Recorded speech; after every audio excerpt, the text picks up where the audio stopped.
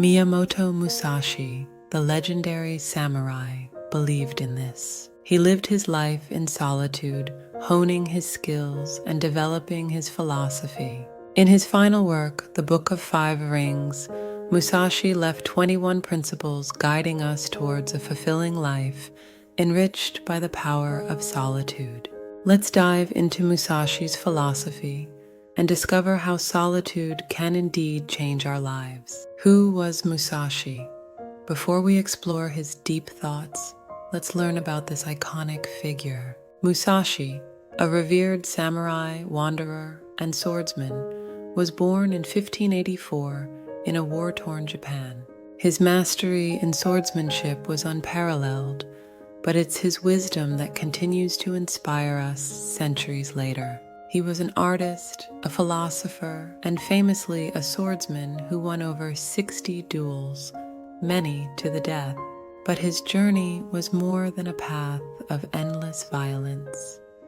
It was a journey of deep introspection and wisdom. Solitude, according to Musashi, isn't about living as a hermit away from society. It's a voluntary state of mind where the outside world's noise is switched off. He championed inner examination and believed that a clear, undistracted mind is the path to self-improvement. This understanding is encapsulated in his work, The Book of Five Rings, which serves as a guide to living fearlessly, without regrets or distractions, and true to oneself. Let's start exploring these teachings and how embracing solitude can transform our lives. Musashi's philosophy highlights that solitude isn't about isolation, but a path to self-discovery and self-improvement.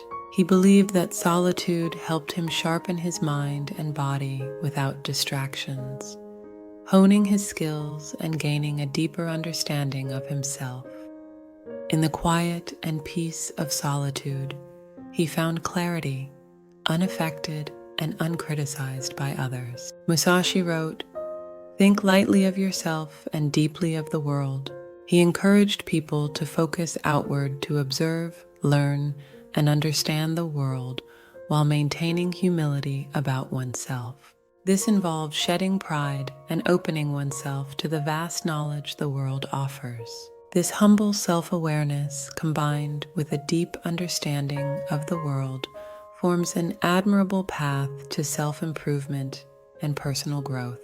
But how can we apply these ancient teachings to our modern lives? Let's explore practical principles for walking our own path of solitude, guided by Musashi's wisdom. These teachings are not just for samurais of the past, but can be applied to our lives today. Musashi transformed his knowledge into the Book of Five Rings, also known as the Path of Aloneness. This short piece, written in the last week of his life, imparts valuable lessons for us. The principles in this book are a guide for life, focusing on self-control, dignity, thoughtful decision-making, and separating from the unnecessary. Our modern age has changed significantly since Musashi's time. We are constantly connected with technology, more linked than ever. While these connections can bring us closer, they can also hinder our true personal experiences, taking away the quiet moments of life. However, Musashi crystallized the idea that solitude holds important value for personal development and self-understanding. So, how can we apply Musashi's lessons of solitude in our interconnected world? First, practice solitude by regularly spending time away from the normal hustle. This could be through meditation, nature walks, or simply sitting quietly in a room. In these moments, let your mind wander, reflect, and just exist. Second, consider a digital detox. Allocating specific daily times to disconnect from devices can create space for thought and inner peace, affirming our independence from constant attention and creating room for solitude. Third, remember that solitude involves both physical and mental aspects. It's about detaching from external approval, comparisons with others, and the desire to fit in. It's important to learn to stand firm in our beliefs and decisions, even when they contradict popular opinion. Lastly, treat solitude as a priority, an essential part of self-care. It's not a luxury, but a necessary opportunity for personal growth and understanding the world. While the world may have changed since Musashi's time, the lessons of solitude remain timeless. By integrating these principles into our daily lives, we learn not only how to be alone, but to thrive in solitude, finding peace and wholeness within ourselves. Recognizing solitude is not always easy. It often goes against human instincts for relationships and social interaction. We might even associate solitude with feelings of loneliness or abandonment. In today's interconnected world, choosing solitude can seem counterintuitive or ineffective. First, it's important to differentiate between solitude and isolation. Solitude is a positive and beneficial state related to being alone without feeling lonely. It's about interacting with oneself.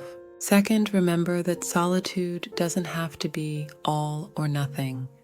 You don't need to isolate yourself in a cabin or live like a monk to experience solitude.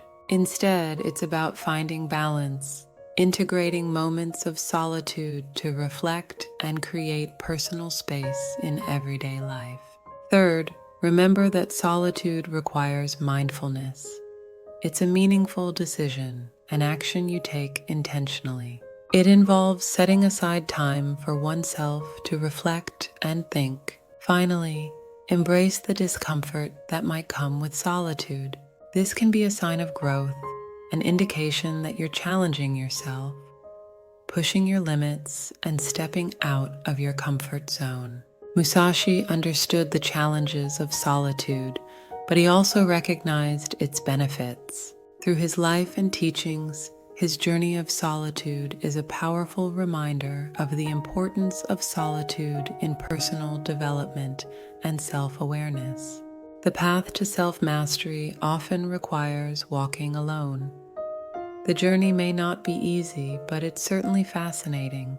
And like Musashi, you might discover that solitude can indeed change your life. Thank you for joining us, and if you find value in this article, please like, share, and subscribe to join us in more philosophical explorations.